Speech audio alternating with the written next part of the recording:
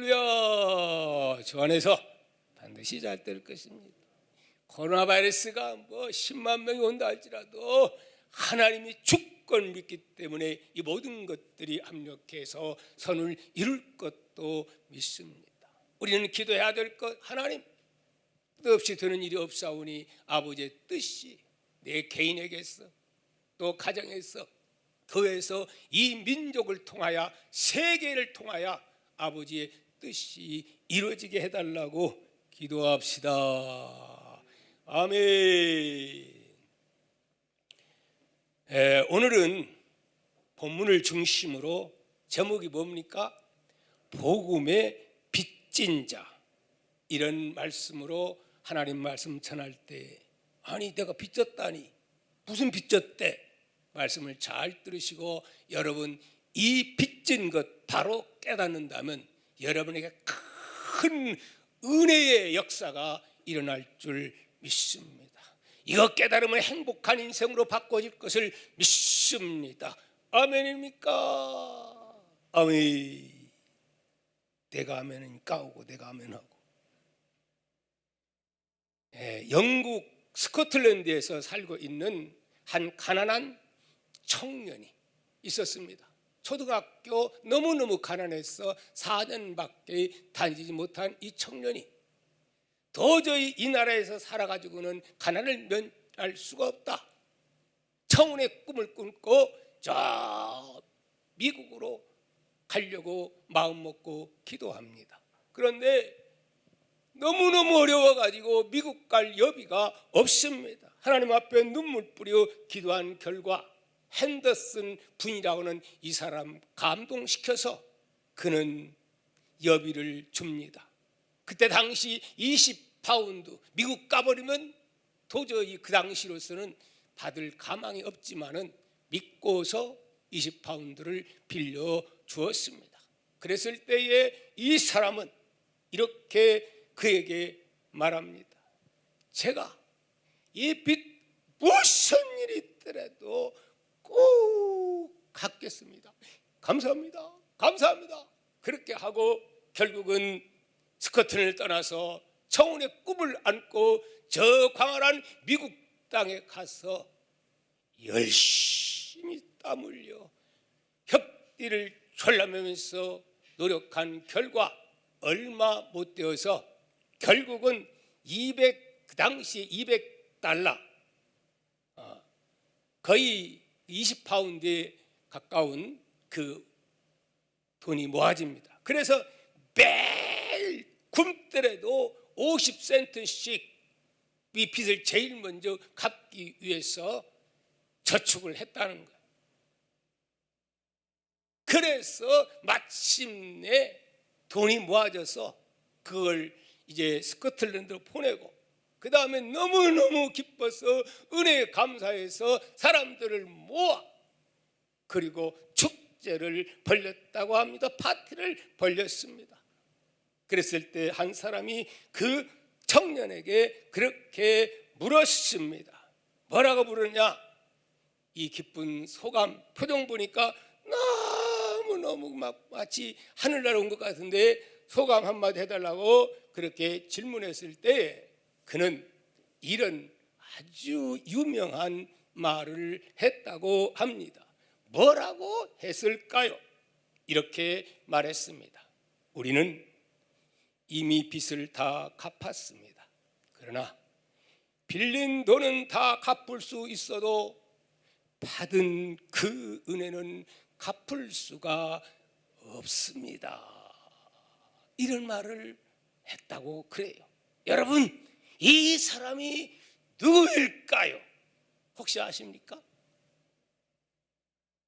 비록 공교육은 초등학교 그것이 다지만 그는 그 열심히 노력하고 열심히 독서실에 가서 공부합니다. 독학합니다. 그래서 훗날의 역사에 길이 남을 믿음의 사람 누굴까요? 강철왕 카네기인 줄 믿습니다. 그는 자신의 부와 성공이 노동자들의 피와 땀의 결실이라는 것을 깨닫습니다. 그리고 그들을 내 인생의 동료로 여기게 되었고, 더 많은 이익을 내서 그들을 위해서 살고자 하는 불타는 마음이 하나님께 감동되어 마침내 그는 세계의 최고의 부자가 되고 기부자가 됩니다. 노동자의 친구였던 강철왕 카네기 이야기입니다. 여러분, 빌린 돈은 갚을 수 있어도 빌린 은혜는 갚을 길 없다고 한 그의 생각과 말은 카네기의 인격이었고 그의 믿음에서 나오는 삶의 자세였던 것을 우리는 보게 됩니다. 바로 이 자세야말로 오늘 하나님을 믿는 하나님 백성들이 가져야 할 바른 자세라고 저는 믿습니다. 이 자세를 가지고 살게 해달라고 기도합시다. 아멘. 한 분밖에 안 하네. 안 할래요? 자, 오늘 본문 말씀 우리 한번 살펴보면 다시 한번 8절을 읽습니다. 시작. 피차 사랑의 빛 외에는 아무에게든지 아무 빚도 지지 말라. 남을 사랑하는 자는 율법을 다 이뤘느니라. 아멘. 이 말을 좀 쉽게 표현하면 현대 성경은 좀 더 구체적으로 잘 표현합니다. 이렇습니다. 여러분이 남에게 진 빚은 다 갚으십시오. 그러나 언제까지라도 사랑의 빛은 갚을 수 없습니다. 남을 사랑하는 일이야말로 하나님의 율법을 온전히 지키고 그분의 요구를 다 채워드리는 일입니다. 현대 성경에는 이렇게 풀어가지고 상세하게 의미를 알려줍니다. 이어서 9절 말씀 뭐라고 말합니까? 시작. 간음하지 말라, 살인하지 말라, 도둑질 말라, 탐내지 말라 한 것과 그 외에 다른 계명이 있을지라도 내 이웃을 내 자신과 같이 사랑하라 하신 그 말씀 가운데 다 들었느니라. 10절 한번 우리 같이 읽습니다. 시작. 사랑은 이웃에게 악을 행하지 아니하나니 그러므로 사랑은 율법의 완성이니라. 온풍기 좀 껐으면 좋을 것. 시끄럽고 저 너무 덥습니다. 옷을 이렇게 입었는데 저는 더운데. 자, 이 말씀을 한마디로 말씀드린다면 뭐라고 말씀을 드릴 수가 있겠습니까? 이 말씀은 하나님 나라 백성인 우리 모두는 어떤 자라? 빚진 자니까 빚졌으면 그 빚을 갚으면서 살아야 된다. 이것이 성도의 의무요 사명이라 이 말씀인 줄 믿습니다. 아멘. 그렇다면 여러분, 누구에게 어떤 빚을 얼마나 졌다는 말씀이겠습니까? 누구에게? 우리는 하나님께 평생을 갚아도 갚을 수 없는 엄청난 사랑의 빚, 곧 그 사랑의 빚은 생명의 빚을 진 자들인 줄 믿습니다. 아멘입니까? 여러분은 그 빚 안 졌습니까? 저는 그 빚을 지고 살고 있습니다. 우리의 생명은 우리의 죄와 허물로 인해서 죽을 목숨이었던 것입니다. 지옥에 예약되어 있던 우리들인 것을 여러분 압니까? 그런데 하나님께서 당신의 독생자 예수 그리스도를 십자가에 못 박아 죽이심으로 우리를 살린 줄 믿습니다. 하나님께서 당신의 아들 생명과 우리의 생명과 맞바꾸어 우리를 하나님의 자녀 삼으시고 우리에게 영원히 살 수 있는, 어떻게 영원히 살 수 있는, 하루가 천년 같고 천년이 하루 같은데 영원히 살 수 있는 그 나라 백성들에게 한 은혜임을 다시 한번 깨달을 수 있기를 축복합니다. 우리에게 영원한 생명 주신 그 은혜, 평생 갚아도 갚을 수 없는 은혜가 아닙니까? 생명의 빚진 자가 아니라고 말할 수가 있겠습니까?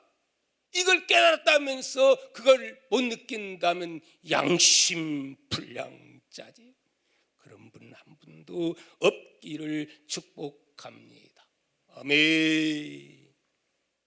그런데 우리는 이 평생 갚아도 갚을 수 없는 그 생명의 빚을 잊고 살지는 않는지요. 마치 우리가 생명 얻는 것이 지극히 당연한 것처럼 생각하기도 하고, 하나님께서는 의당 나에게 영원한 생명 주실 의무가 있는 것처럼 생각하며 살고 있지 않느냐 하는 말씀입니다. 우리가 얻은 이 생명, 영원한 생명, 소중한 것이 깨달아지는 여러분 되어야 됩니다. 그런데 이것을 우리는 바쁜 관계로 잊어버리고 망각 속에서 살 때가 너무 많습니다. 따라서 합시다. 우리는 사랑의 빚진 자다. 이 사랑의 빚은 복음의 빛이다. 아멘. 예수님의 생명과 맞바꾸어 얻은 귀한 생명인데 우리는 그 귀중함을 잊고 살면 그만큼 행복하지 못합니다. 기억하며 감사하며 살 때에 가난해도 나는 좋아, 병돼도 나는 좋아, 월세방 살아도 나는 좋아. 왜? 영원한 하나님 나라가 보이기 때문에 그런 줄 믿습니다. 여러분, 다시 한번 영원한 생명 주신 예수님의 십자가의 은혜, 하나님 아버지의 그 은혜, 내가 하나님 아버지의 아들과 딸이 되었다고 하는 이 큰 감격이 회복되었으면 참 좋겠습니다. 아멘입니까? 여러분, 그렇다면 오늘 우리가 도대체 빚 안 졌다고 하는 사람들,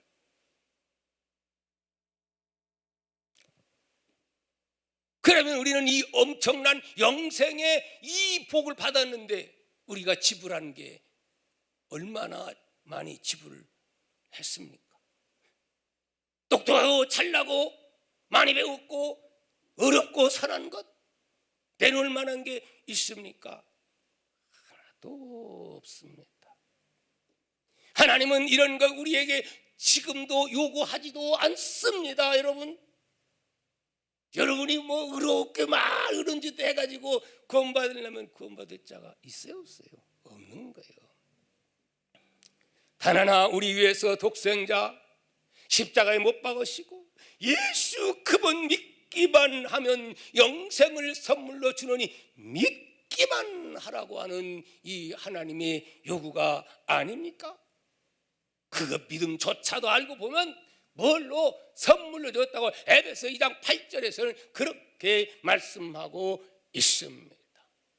따라서 합시다. 그래서 우리는 빚진 자입니다. 아멘. 거저 주었기 때문에 빚진 자인 거예요.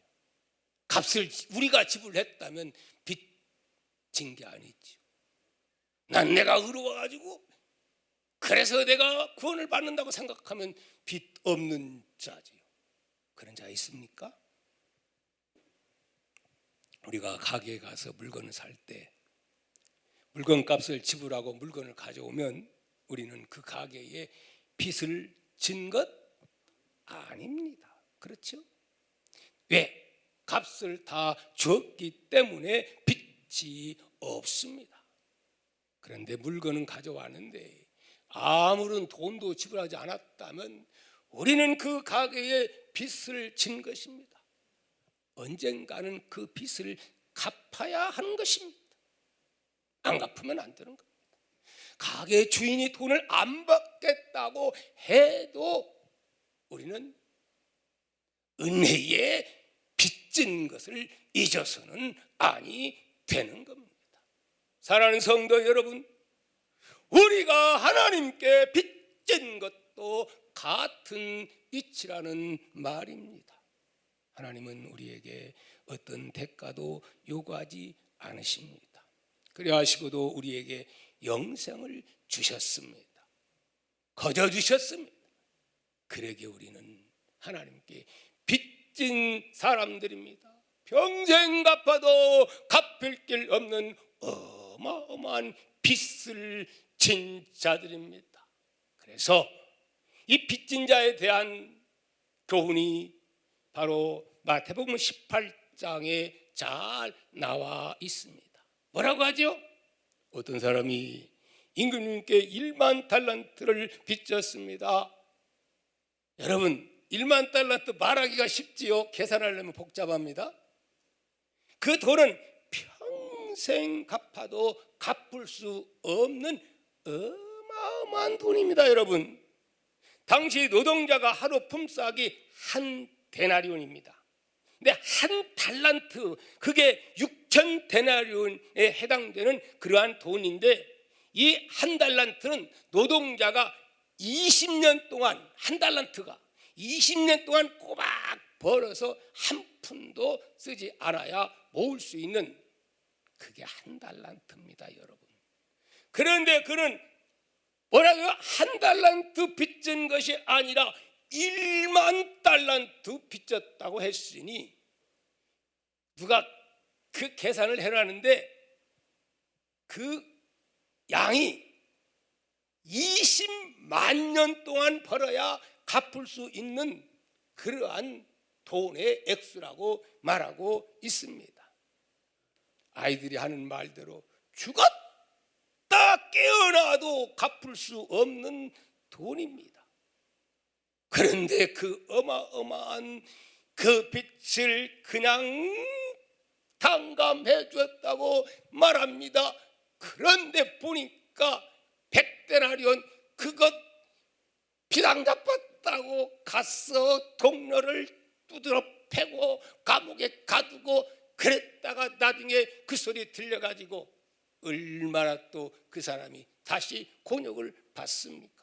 바로 그 자가 누굽니까? 혹시 우리는 그런 자에 해당되지 않습니까? 빚진 거 잊어버리면 이런 자들이 될 수 있음도 우리에게 말씀하고 있는 줄 믿습니다. 여러분, 그러므로 우리는 그만큼 하나님 아버지 앞에 빚지고 하나님께 빚지다 보니 가만히 생각해보면 모든 사람들에게 우리가 살고 있는 것조차도 이 사람 저 사람 이 세상은 모든 것이 합력해서 우리가 살아가 돼 있기 때문에 하나님에게만 빚진 게 아니고 사람에게도 빚지고 산다는 것을 우리는 깨닫지 아니할 수 없습니다. 그러기에 이 복음 찬양을 드리지 않을 수가 없습니다.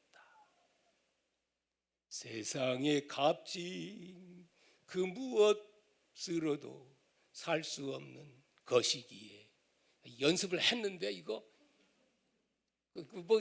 안 해주니까 잘 안 나와서, 자신의 모든 것 아낌없이 주신 그 놀라운 주님의 은혜, 그 크신 사랑, 세상 무엇으로도 다 갚을 수가 없어서 나는 언제나 주님의 은혜에 복음의 빚진 자, 내게 주신 이 복음 부끄러워하지 않으리. 세상 모든 사람들 부끄럽다 하여도 나는 감당치 못할 복음의 빚진 자, 땅 끝까지 그 사랑 전하리. 아멘. 이따 부를 겁니다.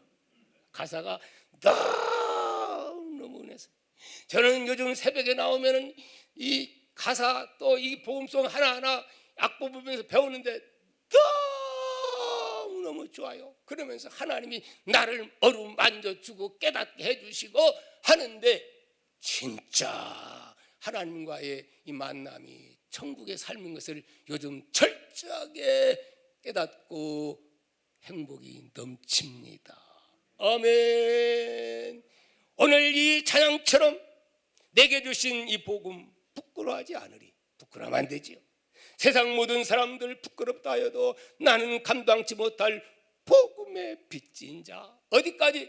땅끝까지 그 사랑 전하리. 아멘. 여러분, 그렇다면 하나님을 사랑한다는 증거가 무엇일까요? 그 증거는 어떻게 하는 것이 바로 빚을 갚는 것일까요? 그 빚 갚는 방법, 그것이 무엇일까요? 사랑으로. 어떻게? 내가 받은 복음을 타인에게 주는 것, 그것이 빚진 자가 살아가는 방법인 줄 믿습니다. 아멘. 요한일서 4장 20절 21절은 이렇게 말합니다. 우리 한번 읽도록 합니다. 시작. 누구든지 하나님을 사랑하라 하고 그 형제를 미워하면 이는 거짓말하는 자니 보는 바 그 형제를 사랑치 아니하는 자가 보지 못하는 바 하나님을 사랑할 수 없느니라. 우리가 이 계명을 주께 받았나니 하나님을 사랑하는 자는 또한 그 형제를 사랑할지니라. 아멘입니까? 우리가 정말 하나님을 사랑한다면 형제를 미워할 수가 없고 증오할 수가 없고 원수 칠 수가 있다 없다. 이 큰 1만 달란트의 사랑 생각하면 좀씩 될 수가 없어요. 100달러는 그거 했다고 가서 그렇게 열받을 수 없어요. 제 주제를 알아야지. 따라합시다. 우리는 내 주제를 바로 알아야 된다. 그러면 겸손해지게 되는 줄 믿습니다. 자, 오늘 본문에서도 우리에게 이렇게 말씀합니다. 8절 하반절 말씀 보면 남을 사랑하는 자는 율법을 다 이루었느니라. 9절 하반절에도 그 외에 다른 계명이 있을지라도 내 이웃을 내 자신과 같이 사랑하라 하신 그 말씀 가운데 다 들었느니라. 10절 하반절에도 그러므로 사랑은 뭐라고요? 율법의 완성이라고 그렇게 말씀하고 있음을 믿으시기 바랍니다. 아멘. 그러니까 반대로 사랑치 아니하고 미워하면 십계명 아무것도 행하지 못한 자라고 그렇게 말할 수가 있는 것입니다. 우리나라 최초의 선교사 중 한 명인 언두드와 아펜셀라가 인천에 같은 배를 타고 감리교와 장로교가 출발합니다. 그때가 1885년에 미국에서 젊은 30대의 아주 젊은 두 사람이 우리 조선에 오게 되지요. 그래서 열심히 핍박받아가면서 복음을 전파하게 됩니다. 그래서 감리교를 만들게 되는 거죠. 1902년 6월 11일 복음을 전파하기 위해서 군산항에 도착을 할 즈음에 갑자기 어떻게 된 건지 두 배가 부딪혀가지고 그만 그 당시에 이 목사님과 함께 이화학당에 다니는 이 여학생이 둘이 있었는데 그만 배에서 그만 떨어져 가지고 허푸허푸 하는데 이 양반이 그냥 그거 보고 뛰어들어 가지고 그를 구하다가 아펜셀라 이분은 그 자리에서 순교해버리고 맙니다. 사랑하는 성도 여러분, 그 나이 44살 아주 젊은 그 나이에 그 학벌 좋고 인물 좋고 내노라 하는 그 사람이 뭐가 아쉬워가지고 이 조선에 세상에서 가장 가난했던 그 나라에 예수 믿음 핍박하는 그런 나라에 뭐가 아쉬워서 이 나라 와서 그렇게 죽어만 갔을까요? 복음에 빚진 것 이거 갚기 위해서 이 나라 조선에 와서 그들의 피와 땀이 오늘의 대한민국을 만들어 놓은 줄 믿습니다. 거저된 거 아니에요, 여러분? 기독교가 이 대한민국에 뿌리 박아가지고 오늘의 이 강대한 대한민국 만들어진 거 여러분 알아야 합니다. 빚진 자들의 헌신이 있었기 때문에 그렇게 된 줄 믿습니다. 아멘. 그러므로 우리 경제가 이렇게 잘 되고 교회가 부흥되고 오늘에 이렇게 예수 믿는데 어려움 없이 이렇게 자유롭게 예수 믿고 물론 뭐 코로나 바이러스 때문에 좀 어려움이 있었지만 이 정도는 우리는 할렐루야인 겁니다. 아멘입니까? 북한 땅 생각해봐요. 뭐 회격권 생각해봐요. 얼마나 어려움이 없습니까? 우리나라 우리가 이렇게 된 것 우연인가요? 아까 그 복음성 불렀잖아요. 우연이 아니라고 하잖아요. 이것이 다 하나님의 은혜인 줄 믿습니다. 아멘. 사람에게는 두 종류의 유형이 있습니다. 예수를 믿으면서도 그럴 수가 있습니다. 한 사람은 채권자형으로 사는 사람입니다. 채권자. 다른 하나는 채무자형으로 살아가는 사람입니다. 채권자형으로 사는 사람은 자신이 다른 사람에게 받을 권리가 있다고 생각하면서 매사에 어디를 가서나 권리를 주장하며 사는 사람입니다. 아이들 가운데도 부모님이 자신을 낳아주시고 길러주신 은혜는 전혀 생각하지 않고 부모님이 자신을 낳았으니 길러주시고 자신이 원하는 것은 모든 것을 다 해줘야 당연한 것처럼 생각하는 자녀들이 있어요, 없어요? 여러분은 안 그렇죠? 아까 내 삶에 당연한 것 아니라 은혜였어. 모든 것이 은혜. 뭔 은혜? 한없는 은혜. 자주 우리 불렀으면 좋겠어. 너무너무 은혜스러워요.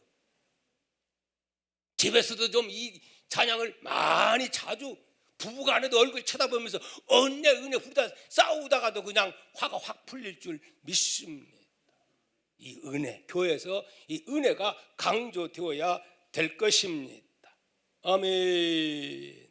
이런 자녀들은 원하는 것이 있으면 하여튼 뭐 어떻게든지 부모님은 졸라서 얻어내려고 뭐 시집 가가지고 막 이제 친정 오면 기둥 뿌리까지 뽑아가려고 하는 그런 사람도 있고요. 그런 마음으로 자라다 보니 나중에는 유산 물려받을 때에 결국은 유산 문제 때문에 형제 간에 치고 받고 싸우고 부모를 해하는 이런 불행한 사태들이 가난한 집에서는 안 일어나요. 가난한 집에서는 그런 일 없어요. 유산 많은 그 집에서 그런 일들이 일어나요. 왜 그래요? 싸가지 없이 가르쳐서 그런 거예요. 은혜를 강조하지 않다 보니까 그렇게 된 거예요. 이쁘다고 호호하다 보니까 그냥 그런 식으로 되는 경우가 참 많습니다. 여러분, 자녀들에게 기를 때 우리는 당연한 것처럼 그렇게 가르치면 안 됩니다. 하나님의 은혜, 부모님의 은혜를 철저하게 우리는 교육해야 됩니다. 하나님의 은혜를 강조해야 돼요. 하나님의 은혜, 부모님의 은혜, 부모님은 하나님 대신 주신 그 아버지 아닙니까? 직장 생활할 때도 마찬가지입니다. 직장이 자신을 먹여줄 책임이 있는 것처럼 생각합니다. 자신이 수고한 것도 있지만 자신이 일한 것에 대가를 받는 것이 당연하다고 생각합니다. 물론 그렇지요. 당연한 것입니다. 그런데 사주나 사원 서로가 채권자의 마음으로 직장 생활을 하다 보면 오늘 한국 사회의 가장 큰 문제가 그것이 무엇입니까? 노사 문제 풀리지 않아서 얼마나 노사가 어려움을 겪고 있습니까? 노동자들이 채권자의 마음으로 직장 생활을 하다 보니 어떻게 해서든지 회사야 망하든 말든 더 돈만을 뭐 그냥 받아내려고 이러다 서로 또 사주는 사주대로 이런 관계. 그렇지 않은 회사도 있어요.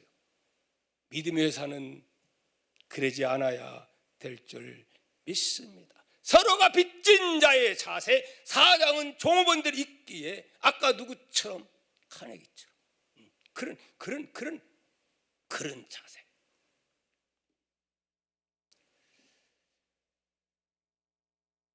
그러기에 채권자형으로 사는 사람의 특징은 언제나 감사가 나와요, 불평이 나와요?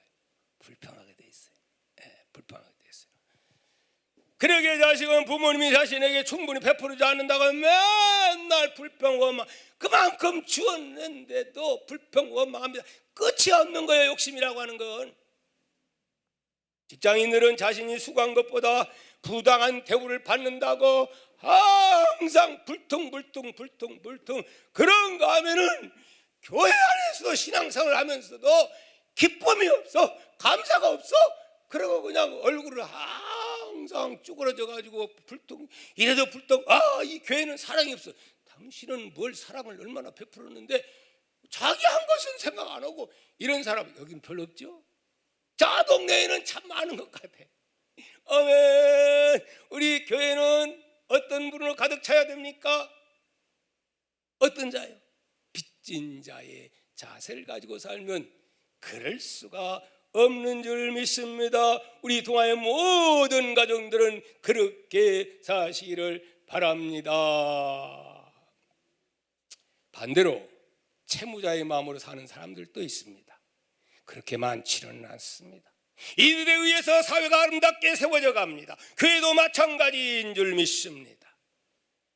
그 사람은 나는 모든 사람에게 빚을 지고 있다 생각해봐요. 혼자 살아갈 수 있습니까? 다 하나님의 은혜가 임해가지고 서로 돕고 서로 관계를 만들어가면서 사는 거예요. 부모님께도 빚을 지고 있고, 친구들에게도 빚을 지고 있고, 아내는 남편에게, 남편은 아내에게, 또 부모님에게, 친구에게, 이웃에게 빚진 마음으로 살아갑니다. 그래서 채무장으로 사는 사람은 모든 사람에게 감사하고 살아가는 거죠. 교회 안에도 당신이 있기에, 누가 있기에, 장로님이 있고 안수집사님 있고 권사님 있기에 새벽에 나와서 기도하는 분이 있기 때문에 오늘날 우리가 이런 복을 받고 산다고 하는 것, 그렇기 때문에 나는 부족해도 감사하며 살게 되는 줄 믿습니다. 다른 사람이나 교회에 대해 섭섭한 마음이 별로 없습니다. 오히려 미안하고 감사할 뿐인 줄 믿습니다. 여러분은 어떤 유형에 속했다고 생각이 됩니까? 채권자형으로 살아갑니까? 아니면 채무자형으로 살아가고 계십니까? 여러분 자신이 스스로가 판단해 보시고, 주님의 십자가 은혜를 깨닫는다면 우리는 채권자형이 아니고 채무자형으로 그 큰 은혜 어떻게 갚을까? 이러고 살면은 불평 원망이 나올 리가 없고, 가정에서 교회에서도 가는 곳곳마다 어떻게 이 빚을 갚으며 살까? 겸손한 자세로 우리는 살아가게 됩니다. 바로 이런 사람이 하나님 나라 백성이요 믿음의 사람이요 신앙인인 줄 믿습니다. 왜요? 우리는 하나님으로부터 말할 수 없는 은혜를 받았기 때문에 그 크신 은혜를 어떻게 보답할까 생각하면서 우리는 살아가기 때문에 입술의 감사와 불평과 원망은 사라지게 되는 줄. 그래서 은혜를 받고 살아가면 콧노래가 나오게 되는 거예요. 환경은 안 좋아도 기쁨이 넘치게 되는 거예요. 환경 가지고 행복할 생각 아예 버려야 돼요. 누가 자살하는 사람이 많습니까? 옛날에 가난할 때 자살하는 사람 그렇게 많았습니까? 재미있는 이야기가 있습니다. 개미에게는 위가 두 개라고 합니다. 하나는 자신을 위한 것이고 다른 하나는 음식을 저축해 두었다가 배고픈 다른 개미에게 나눠주기 위해서 저장해 두는 위가 있다고 합니다. 서로가 배고픈 다른 개미에게 나누어줄 위를 하나씩 가지고 있기 때문에 개미 중에는 굶어 죽는 놈이 없대요. 인간보다 훨씬 미물의 개미지만 나은 것 같아요. 안 그래요? 그래서 성경에는 개미에게 가서 배워라고 그렇게 말씀합니다. 사도 바울은 로마서 1장 14절 15절에서 이렇게 그는 말합니다. 우리 한번 같이 읽도록 합니다. 시작. 헬라인이나 야만이나 지혜 있는 자나 어리석은 자에 다 내가 빚진 자라. 그러므로 나는 할 수 있는 대로 로마에 있는 너희에게도 복음 전하기를 원하노라. 아멘. 이 마음, 십자가의 사랑을 깨닫는 자의 가져야 할 마음 자세가 아닐까요? 아멘입니까? 이 마음이 종의 마음이고 여러분의 마음이고 장로님들의 마음, 안수집사님들, 권사님들, 우리 집사님들의 마음, 우리 성도들의 마음이 되기를 축복합니다. 이제 말씀을 맺으려고 생각합니다. 내일부터 민족의 명절인 구정이 시작됩니다. 이미 시작되었습니다. 금요일부터 많은 사람들이 출타 중입니다. 그런데 변이 코로나 이 오미크론 확진자가 이제 거의 2만에 가까워 오고 있습니다. 이럴 때 우리는 삼가 조심해야 될 것입니다. 갈 곳과 가지 말아야 할 것을 분별할 뿐만이 아니라 꼭 간다고 하면은 뭘 들고 복음을 들고 사랑을 들고 내가 이 교회에 아직도 이 영생의 이 복음을 모르는 내 사랑하는 사람에게 내가 꼭 전해주리라. 아멘. 요즘은 만나기 어려우면 이제 영상을 통해서 좋은 간증거리 그리고 설교 듣다가 이것은 내가 나만 듣기는 아깝다 하면은 그것을 가서 못더라도 여러분이 입술이 둔하다면은 이 메시지를 어떻게 영상을 통해서 전해주면요 말로 하는 것보다 훨씬 낫습니다. 앞으로는 이런 영상도 간단하게 해서 제작해서 이제 준비하는 가운데 있습니다. 여러분 꼭 그렇게 복음을 들고 갔어. 그리고 뭐 선물만 많이 갖다 줘 좋은 게 아니고 진짜 좋은 선물은 포장지에다 싹 싸가지고 알맹이 주듯이 그 사람이 또 겉으로 행위도 참 좋은 거예요. 인생에 빠져가지고는 안 되는 거죠. 복음을 씹기 위해서 빚을 갚기 위해서 물질도 필요한 겁니다. 그렇게 해서 이번 명절이 사랑하는 복음을 모르는 사람들에게 복음을 전할 수 있는 그렇게 해서 빚을 갚을 수 있는 그러한 이 귀한 명절 되기를 예수의 이름으로 축복합니다.